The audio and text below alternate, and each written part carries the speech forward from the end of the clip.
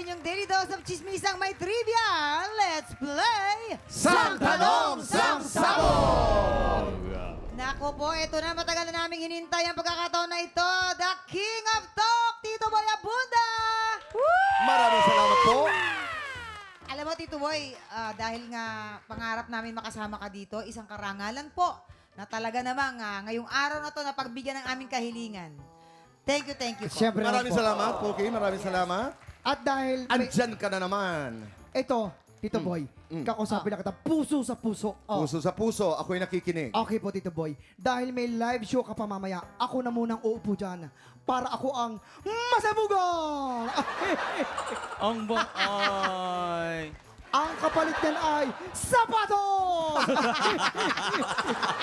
Ano ba size na pa? Makapaba kay Tito Boy? Size 9! Lahat naman napapag-usapan. Okay, Tito Boy. Lahat napapag-usapan. Totoo ba yun, Tito Boy? Alam mo, ang galing-galing mo mag-Tito Boy. Maraming salamat. Magaling ka! Handa ka na ba? Handa na! Magpapasabog ka na ba? Magpapasabog na! Let's go! Magpapasabog na! Magpapasabog na! Bakit ako? Ito na ang unang sang tanong! Sang Sabog! Noong 2017, 2 months before their wedding, saan piniling mag-early moon o bakasyon bago magpakasal sina Ay de las Alas at ng asawang si Gerald? A. El Nido or B. Boracay? Dito muna, Tito Boy. Si Boracay, kasi hindi nyo po alam, meron pong resort si Ninong Boy sa Boracay. Boyso of La Boyso of La Carmela de Boracay. Yes. La Carmela of de Boracay. At malapit po talagang magkaibigan si Miss Ay at si Ninong Boy. Siyempre, para sumuporta sa business ng friend mo, gagawin mo yun, di ba? Kasi yung El Nido, magsistay sila doon for honeymoon. Ako'y nag-iisip. Alam nyo si Ai, Yes. matandain yan sa mga blessings niya sa buhay. Tama. At ang isa sa mga blessings ni Ai, yung kanyang height. Matangkad si Ai, mga 5'6", 5'7". Yes. At ang dahilan, hindi niya makakalimutan kahit kailan. Dahil sa isang brand ng gatas, nakatunog ng El Nido. Yes. Kaya pumunta sila sa El Nido para magpasalamat sa kanyang blessings ng height na 5'7". Oo. Sa El Nido. So ano magiging kasagot mo doon? A. El Nido or B. Boracay? B. Boracay. Kita, Kabog Tito Boy. or sabog in? 5, 4, 3, 2, 1.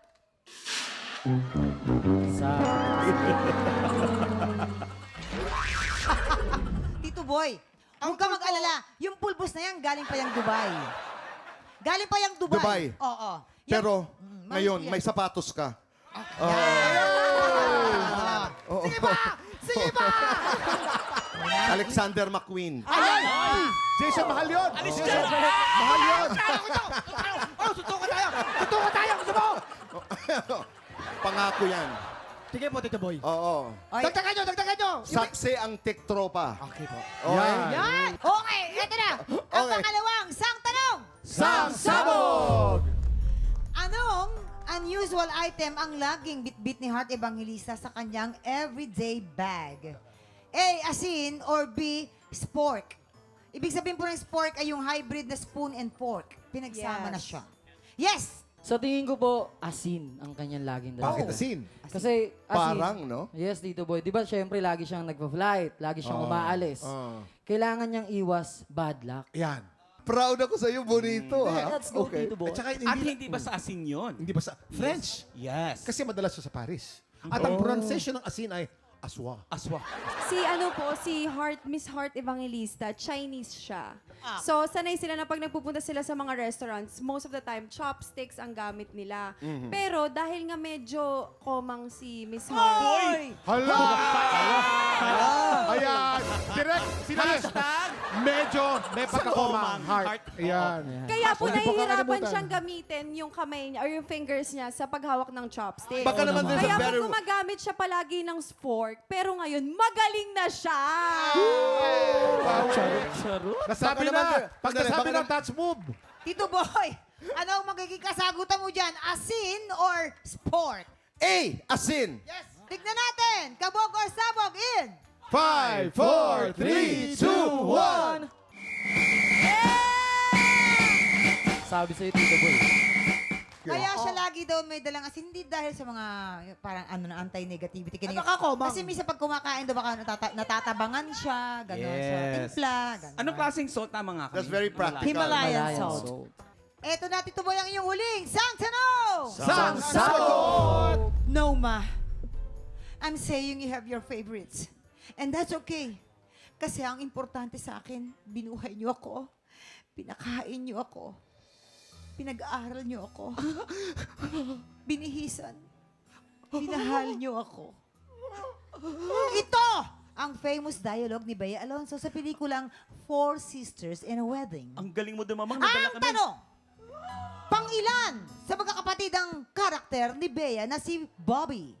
A. Pangalawang anak. Or B. Pangatlong anak. Alam na alam ko yan, mamang, kasi dahil favorite ko si Bea, pinanood ko lahat ng movies niya. Ah. Pangalawang anak siya dyan. Kaya Yes. simula noon, hinulma ko na yung sarili ko para maging kawangi siya.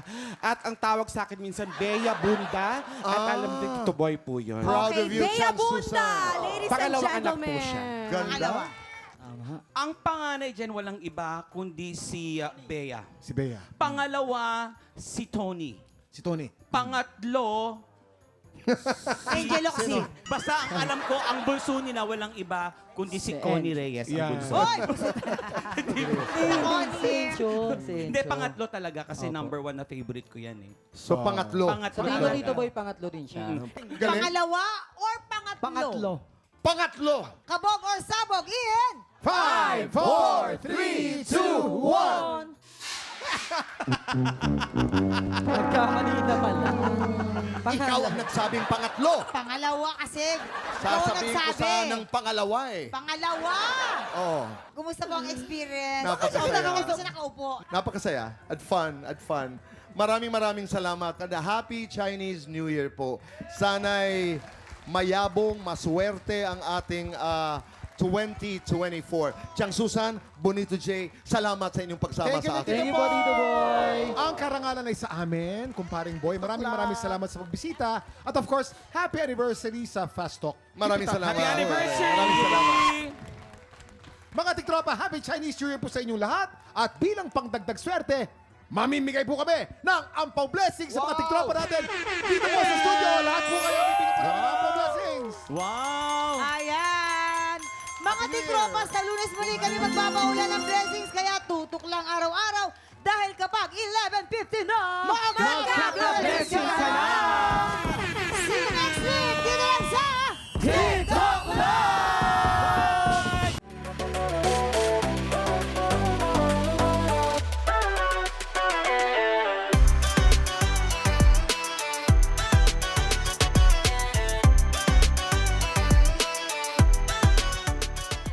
Tiktropa, pinanood mo hanggang sa dulo itong video na to. Very good ka! For more happy time, watch more TikTok Lock videos on our official social media pages and subscribe to GMA Network official YouTube channel.